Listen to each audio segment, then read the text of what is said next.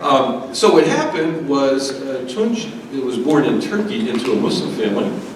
He's going to do the Bible reading, and Abdul Aziz was born into a Christian family here, and he will do the Quran reading. We didn't plan it that way, but I thought, well, that represents America, right? That's who we are. People believe what they want, and we welcome whatever belief they are. Come on, Tunch. Tunch spent 12 years with the Steelers, so he's well known. He comments on the Steelers games. He's on the board of the Light of Light Rescue Mission, and he leads the men's ministry at the Bible Chapel.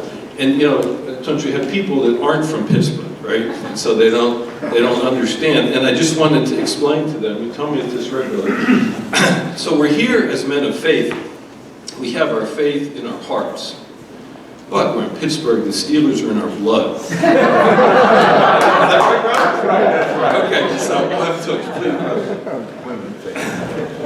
You know, in Pittsburgh, if you have a child that's not a Steeler fan, you trade him in for another kid. So it's great. I love this event. It's great to be here because I used to be a Muslim, and I thank you for my Muslim brothers and sisters for coming, and I thank you for my Christian brothers and sisters. And Kadir was born in Bakırköy, and I was born in Yeşilköy, which is in Istanbul, and it's like Bethel Park in Upper St. Clair. So, you know, I've been following him around, and just love this guy, and just very thankful to meet all you guys, and this is a great event, and thank you, Jack, for putting it together. And so, you know, Jack wanted me to read a scripture, and, you know, one of the things that Jesus is all about love. And in Matthew 22, 37 and 38, when the religious establishment came to Jesus and they said, what is the most important of the commands in the law? And he said, to love the Lord with all your heart and all your soul and all your mind. That's the most important. The second is much like the first. Love your neighbor as yourself. So Jesus was all about love, and Christians are all about loving God with everything they have and loving their neighbor in a sacrificial way. And you know, when Jesus at the Last Supper, he said, one more commandment I give to you, love one another as I have loved you. And he loved sacrificially and unconditionally. And he said, by this all men will know that you're my disciples, that you would love one another. And so, you know, and in the 133rd Psalm, you know, which is this gathering, in the 133rd Psalm, he says, how good and how pleasant it is when brothers and sisters live in unity. And it's like precious oil being poured on the head. And this is a great event. And so I thank you all for coming here, and I thank you, Kadir, for letting me sit with you. And so let me open this up prayer.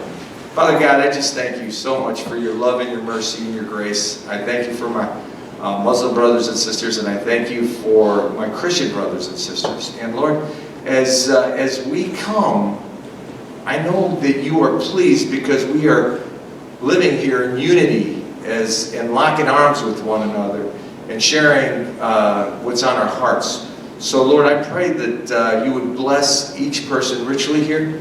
I pray that you would show up here, and we know you are here.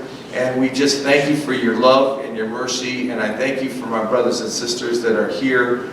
And I just pray that you would have your way with us. And I pray that in Jesus' name. Amen. Amen.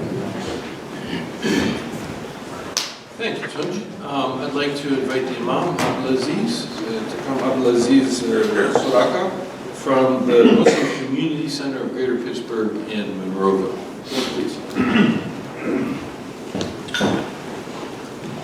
Good afternoon. Good afternoon. So I thought to open with a passage from the Quran, and to preface it with a few remarks. I want to read it in Arabic, and then I'll translate it in English. The Quran in Arabic, if we literally translate that word, it means the unifying scripture. Because qarana means to gather, to unite, to bring together. And in one particular passage, I want to read to you in Arabic, it speaks about the purpose and meaning behind the differences we have among humanity, and the objective to be gained from recognizing those differences and appreciating them. So we begin in the name of God. Bismillah ar-Rahman ar-Rahim.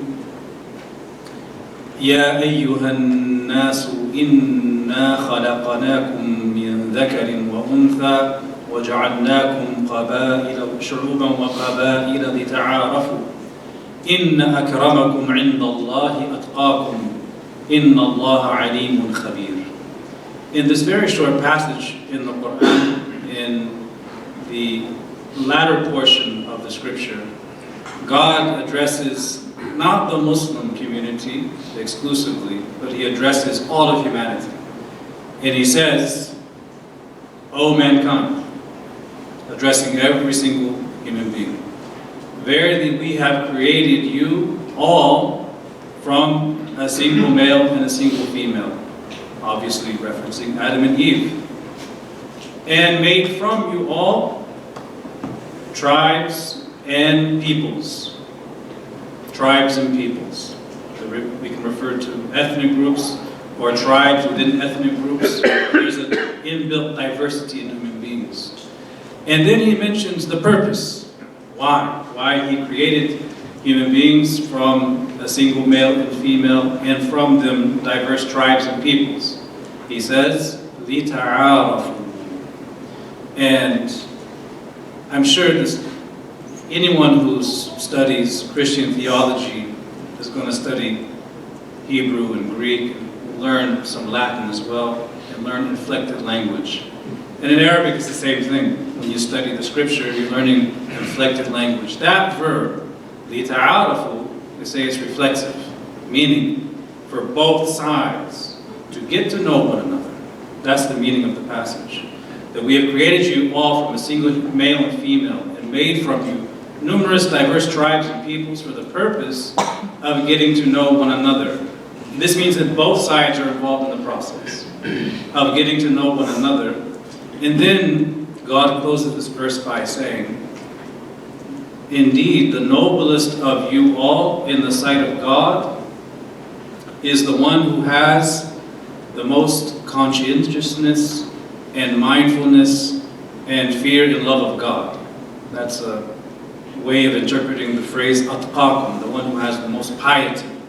And then he ends by saying, verily he is all-knowing and well-aware. In other words, he knows best who has that mindfulness of God and conscientiousness of him. And he is well aware of our own inner reality.